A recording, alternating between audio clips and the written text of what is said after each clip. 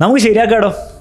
നിങ്ങൾക്കറിയാം കുറേ കുട്ടികൾ ഓണം എക്സാമിന് നിങ്ങൾ ഉദ്ദേശിച്ച പോലെ പെർഫോം ചെയ്യാൻ പറ്റിയിട്ടില്ല. അതിൻ്റെ ടെൻഷനിലുള്ളവരുണ്ടാവും. പേടി, ടെൻഷൻ, മാർക്ക് കുറഞ്ഞാൽ വീട്ടിൽ നിന്ന് ചീത്ത പറയും.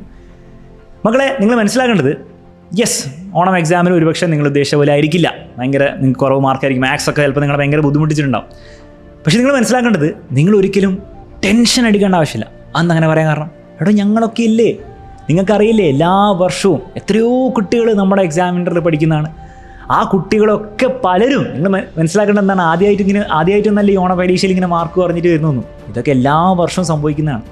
അപ്പോൾ ആ കുട്ടികളൊക്കെ കഴിഞ്ഞ വർഷവും കഴിഞ്ഞ മുമ്പത്തെ വർഷമൊക്കെ അവരൊക്കെ ഇങ്ങനെ സങ്കടമാവും. പക്ഷേ അവരെയൊക്കെ നമ്മൾ എന്ത് ചെയ്യും, പൊക്കി എടുത്തിട്ട് പബ്ലിക് ആകുമ്പോഴത്തേക്കും, ക്രിസ്മസ് ആകുമ്പോഴത്തേക്കും നമ്മൾ സെറ്റാക്കി കൊടുക്കും. ആ ഒരു വിശ്വാസം, എക്സാമിനറുടെ ടീമിൽ ഒരു വിശ്വാസം നിങ്ങൾക്കുണ്ടെങ്കിൽ നിങ്ങൾ ടെൻഷൻ അടിക്കേണ്ട ആവശ്യമില്ല, നിങ്ങൾ പേടിക്കേണ്ട ആവശ്യമില്ല. നിങ്ങൾ റിഗ്രറ്റ് അടിച്ചോ, നിങ്ങൾ മര്യാദയ്ക്ക് പഠിക്കാത്തതിന്, നിങ്ങൾ പ്രോപ്പറായിട്ട് കാര്യങ്ങൾ ചെയ്യാത്തതിന് നിങ്ങൾ റിഗ്രറ്റ് ചെയ്തോ, നല്ലതാണ്. പക്ഷേ എന്ത് വേണ്ട, പേടി, ടെൻഷൻ, അത് അനാവശ്യമുള്ള കാര്യങ്ങളാണ്. അത് നിങ്ങളെ സന്തോഷിപ്പിക്കാൻ വേണ്ടിയിട്ടോ ഫേക്ക് കോൺഫിഡൻസ് തരാൻ വേണ്ടി പറയല്ല. എക്സാമിൻ്റെ ടീമുള്ളിടത്തോളം കാലം നിങ്ങളെ അവിടെ എത്തിച്ചിരിക്കും. ഓക്കെ, അതങ്ങനെ വേണമെങ്കിൽ വേണം സാർ എന്ന് പറയും, നമ്മളത് ചെയ്തിരിക്കും. അപ്പം ഒരൊറ്റ കാര്യം പറയാനുള്ളൂ, നമുക്ക് ശരിയാക്കും.